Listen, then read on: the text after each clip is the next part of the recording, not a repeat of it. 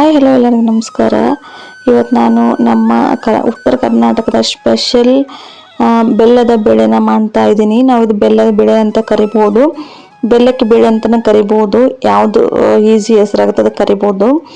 ಬನ್ನಿ ಇಲ್ಲಿ ಇವಾಗ ನಾನು ಒಂದು ಬೌಲ್ ಆಗೋಷ್ಟು ನಾನು ಇಲ್ಲಿ ಕಡಲೆಬೇಳೆನ ತೊಗೊಂಡ್ಬಿಟ್ಟು ಒಂದು 2ರಿಂದ 3 ಸಾರಿ ತೊಳ್ಕೊಂಡಿನಿ. ಸ್ವಚ್ಛಾಗಿ ತೊಳ್ಕೊಂಡ್ಬಿಟ್ಟು ಅದಕ್ಕೊಂದು ಸ್ವಲ್ಪ ನೀರು ಸೇರಿಸ್ಬಿಟ್ಟು ಇದಕ್ಕೆ ಒಂದು 4 ಸೀಟಿ ಹೊಡ್ಸ್ಕೊಂಡ್ರೆ ಸಾಕು. ಯಾಕಂದ್ರೆ ಸ್ವಲ್ಪ ನುಣ್ಣೆ ಕುದಿಬೇಕಿದು. ಅದಕ್ಕೆ ಬೇಳೆ ಕುದಿತಾ ಇರಲಿ. ಇಲ್ಲಿ ನಾನು ಗೋಧಿ ಹಿಟ್ಟನ್ನ ತೊಗೊಂಡ್ಬಿಟ್ಟು ಅದಕ್ಕೊಂಚೂರು ಉಪ್ಪು ಹಾಕೊಂಡ್ಬಿಟ್ಟು ನೀಟಾಗಿ ಮಿಕ್ಸ್ ಮಾಡಿಕೊಂಡು ಅದನ್ನು ಹಿಟ್ಟನ್ನ ನಾದ್ಕೊಳ್ತಾ ಇದ್ದೀನಿ. ಬೆಲ್ಲಕ್ಕೆ ಬೇಳೆ ಜೊತೆ ನಮ್ಮ ಕಡೆ ಪದರ್ಗಡಬು ಅಂತೇಳಿ ಮಾಡ್ತಾರೆ. ಇದು ಇವಾಗ ಹಿಟ್ಟು ನಾದ್ಕೊಳ್ತಾ ಇರೋದು ಪದರ್ಗಡಬು ಮಾಡೋ ಸಂಬಂಧ ಅಂತಲೇ ಹೇಳಿ. ಇವಾಗ ನೀಟಾಗೆಲ್ಲ ನಾದ್ಕೊಂಡ್ಬಿಟ್ಟು ಅದಕ್ಕೊಂದು ಚಮಚದಷ್ಟು ಎಣ್ಣೆ ಹಾಕ್ಕೊಂಡ್ಬಿಟ್ಟು ಇನ್ನೊಂದು ಸತಿ ನೀಟಾಗಿ ಮಿಕ್ಸ್ ಮಾಡ್ಕೊಳ್ತಾ ಇದ್ದೀನಿ.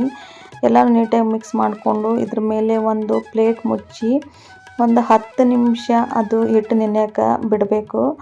ಚಪಾತಿ ಮೆತ್ತಗೆ ಬರ್ತಾವೆ. ಹಾಗಾಗಿ ಇವಾಗ ಹಿಟ್ಟು ನಾದ್ಕೊಂಡಿದ್ದಾಗಿದೆ. ಇವಾಗೆಲ್ಲ ನಾನು 4 ಸೀಟಿ ಹೊಡ್ಸ್ಕೊಂಡಿನಿ. ಬೇಳೆ ಆಲ್ಮೋಸ್ಟ್ ಎಲ್ಲನೂ ಕುದ್ದಾವು. ಇದನ್ನು ನೀಟಾಗಿ ಬೇಳೆ ಗುಂಡು ತಗೊಂಡ್ಬಿಟ್ಟು ಎಲ್ಲನೂ ನೀಟಾಗಿ ಮಿಕ್ಸ್ ಮಾಡ್ಕೊಳ್ತಾ ಇದ್ದೀನಿ. ಬೇಳೆ ಎಲ್ಲ ಸ್ವಲ್ಪ ಇದು ಸಣ್ಣ ಹಾಕಬೇಕು, ಫುಲ್ ಸಣ್ಣ ಬೇಡ. ಯಾಕಂದ್ರೆ ಬೆಲ್ಲಕ್ಕೆ ಬೇಳೆ ಮಾಡೋದ್ರಿಂದ ಬೇಳೆ ಸ್ವಲ್ಪ ಕಾಣಿಸ್ತಿರ್ಬೇಕು. ಹಾಗಾಗಿ ಅದಕ್ಕೆ ಸ್ವಲ್ಪ ಬೆಲ್ಲ ಹಾಕ್ಕೊಂಡಿನಿ.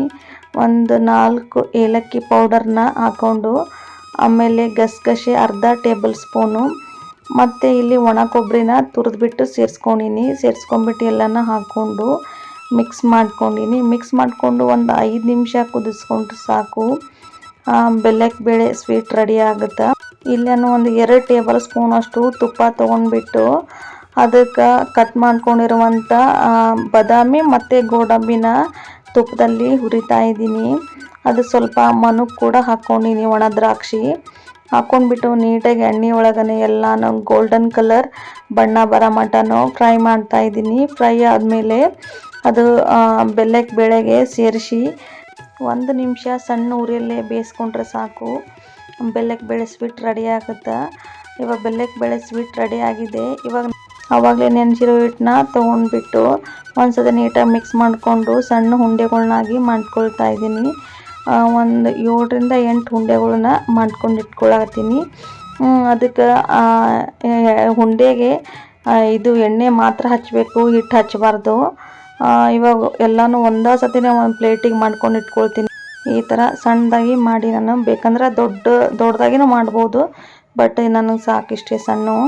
ಇವಾಗ ನಾನಿಲ್ಲಿ ಒಂದು ಪಾತ್ರೆ ಇಟ್ಟು ಕೆಳಗಡೆ ನೀರು ಹಾಕ್ಕೊಂಡು ಕೆಳಗೆ ನೀರು ಕುದೀತಾ ಇರಬೇಕಾದ್ರೆ ಮೇಲೆ ಇನ್ನೊಂದು ಪಾತ್ರೆ ಇಟ್ಕೊಂಡ್ಬಿಟ್ಟು ಅದು ಸ್ಟೀಮ್ ಆಗುವಂಥ ಹೋಲ್ ಇರುವಂಥ ಪಾತ್ರೆ ಇಟ್ಕೊಂಡಿನಿ.